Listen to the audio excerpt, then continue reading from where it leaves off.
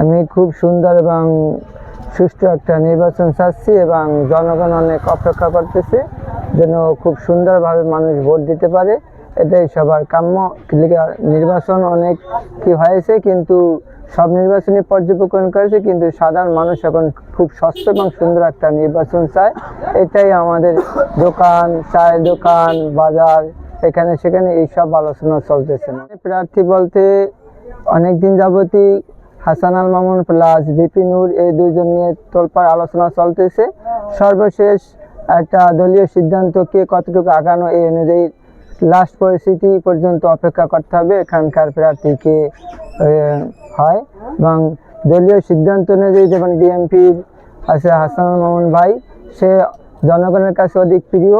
আবার আরেকদিকে ভিপি নূর, সেও জুলাই বিপ্লবের অনেক সংগ্রাম প্রতীক্ষা করেছে, এজন্য তার দেশের প্রতি অনেক মায়া মমতা আছে, এজন্য তার প্রতিও দেশের জনগণের একটু টান রয়েছে।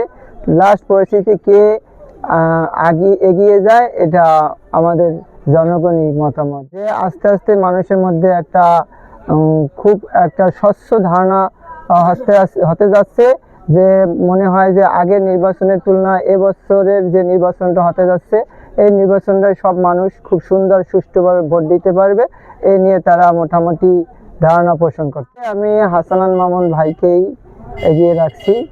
আমি ছোট থেকেই হাসান আল মামুন ভাইকে জাস্ট পছন্দ করি, তার নীতি আদর্শ খুব ভালো, এই জন্য তাকে আমি অনেক আগে থেকেই পছন্দ করি। এই আসনে যদি জোট হয়, দেখা যায় ভিপি নূর ভাইকে দেওয়ার সম্ভাবনা রয়েছে।